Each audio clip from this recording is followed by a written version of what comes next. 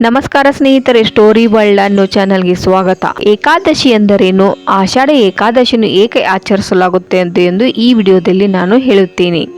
ಆಷಾಢ ಏಕಾದಶಿ, ಇದನ್ನು ಶಯನಿ ಏಕಾದಶಿ, ಮಹಾದ ಏಕಾದಶಿ, ಪ್ರಥಮ ಏಕಾದಶಿ, ಪದ್ಮ ಏಕಾದಶಿ, ದೇವಶಯನಿ ಏಕಾದಶಿ, ದೇವಪೋಡಿ ಏಕಾದಶಿ ಹೀಗೆ ಹಲವು ಹೆಸರುಗಳಿಂದ ಕರೆಯುತ್ತಾರೆ.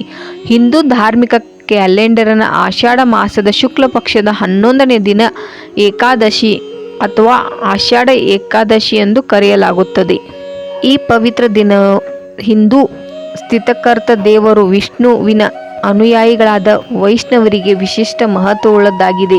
ಈ ದಿನ ವಿಷ್ಣು ಮತ್ತು ಲಕ್ಷ್ಮೀ ಪೂಜೆ ಮಾಡಲಾಗುತ್ತದೆ. ಹಲವು ಭಕ್ತರು ಇಡೀ ರಾತ್ರಿ ಪ್ರಾರ್ಥನೆ, ಭಜನೆ ಮಾಡುತ್ತಾರೆ. ಭಕ್ತರು ಉಪವಾಸವಿದ್ದು ಮುಂದಿನ 4 ತಿಂಗಳ ಕಾಲ ಚಾತುರ್ಮಾಸ್ಯ ಆಚರಿಸಬೇಕಾದ ವೃತ್ತವನ್ನು ಈ ದಿನ ಇಟ್ಟುಕೊಳ್ಳುತ್ತಾರೆ. ಯಾವುದಾದರೂ ಆಹಾರ ಪದಾರ್ಥವನ್ನು ತ್ಯಜಿಸುವ ಬಗ್ಗೆ ಹಾಗೂ ಪ್ರತಿ ಏಕಾದಶಿ ದಿನ ಹಲವು ಉಪವಾಸ ಆಚರಿಸುತ್ತಾರೆ. ಇನ್ನು ವಿಷ್ಣು ಕ್ಷೀರಸಾಗರದಲ್ಲಿ ಆದಿಶೇಷನ ಮೇಲೆ ಈ ದಿನ ಮಲಗಿ ನಿದ್ದೆ ಮಾಡುತ್ತಾನೆ ಎಂಬ ನಂಬಿಕೆ ಇದೆ. ಈ ಕಾರಣದಿಂದಾಗಿ ಇದನ್ನು ದೇವಶಯನಿ ಏಕಾದಶಿ ಅಥವಾ ಹರಿಶಯನಿ ಏಕಾದಶಿ ಎಂದು ಕರೆಯುತ್ತಾರೆ. ನಂತರ ವಿಷ್ಣು 4 ತಿಂಗಳ ನಂತರ ಬರುವ ಪ್ರಮೋದನಿ ಏಕಾದಶಿಯದಂದು ತನ್ನ ನಿದ್ದೆಯಿಂದ ಎಚ್ಚೆತ್ತುಕೊಳ್ಳುತ್ತಾನೆ. ಈ 4 ತಿಂಗಳ ಅವಧಿಯಲ್ಲಿ ಚಾತುರ್ಮಾಸ ಎಂದು ಕರೆಯುತ್ತಾರೆ. ಶಯನಿ ಏಕಾದಶಿಯು ಚಾತುರ್ಮಾಸದ ಆರಂಭವೆಂದು ಪ್ರತೀತಿ ಇದೆ. ಭಕ್ತರು ವಿಷ್ಣುವಿನ ಪ್ರತೀತ ಚಾತುರ್ಮಾಸ ವೃತ್ತವನ್ನು ಆಚರಿಸಲು ಈ ದಿನ ಆರಂಭಿಸುತ್ತಾರೆ. ಈ ದಿನ ಹಲವು ಭಕ್ತರು ಉಪವಾಸವನ್ನು ಆಚರಿಸುತ್ತಾರೆ. ಈ ಉಪವಾಸದಲ್ಲಿ ಹಲವು ಆಹಾರ ಪದಾರ್ಥವನ್ನು ಸೇವಿಸುವುದಿಲ್ಲ.